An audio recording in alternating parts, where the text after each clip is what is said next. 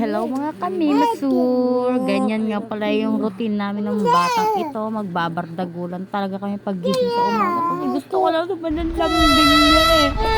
Ayaw niya sa akin na parang hindi ka nang galing sa matris ko, boy. Yan nga, sumakit na talaga yung ulo ko dyan sa batang to. Tignan mo, naglalaro talaga siya o gastong humiwalay sa... Kaya naayos ko na lang yung buhok ko dyan para maglinis na lang tayo neto. Wala naman tayo magandang ginawa sa batang yan. Maglinis na lang tayo. Mag-ayos ka. Bilis-bilisan mo rin naman dyan. Kaya na nga, nagsimula na nga akong maglinis dyan. Nagsimula na ako yung mag-ayos sa mga diaper. Kaya ipopromote ko nga pala itong diaper ng anak ko. Guys, sobrang ano talaga nan, quality, mura, hindi masakit sa bulsa. Kaya kayo mga kananay, maging wais kayo sa paghahanap ng diaper ng anak nyo. Yung hiyang talaga siya, sobrang hiyang na hiyang at hindi nakakabutas ng bulsa. Kaya panay ako ayos dyan. Gulo-gulo naman. Ano nyo ba kasi yung mga hayop dito sa bahay? Dyan dumadaan sa may butas dyan. Kaya ako, natatakot naman ako na baka maano din.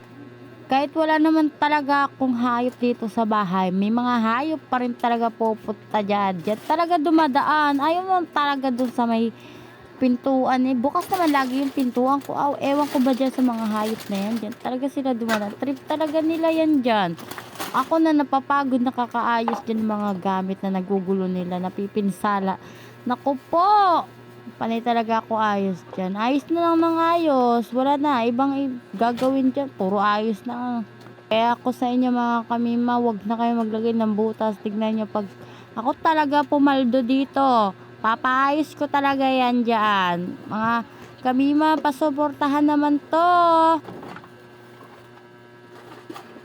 Huwag kayo tatama rin manood sa mga vlog ko, guys. Suportahan natin ang bawat isa, lalo na yung mga may na single mom dyan na nagbablog. Kaya kayo, trust the process. God will provide all the time. Kaya ngayon guys, inaayos ko pa rin talaga. Ang tagal ko naman matapos. Matapos ka na dyan, te. Marami pang gagawin, te. Hindi lang yan. Bilis-bilisan ng kilos. May batak nag-aantay talaga sa'yo, te. Kaya bilisan mo ang kilos mo, te. Kung ayaw mong magligalig ang batang ire.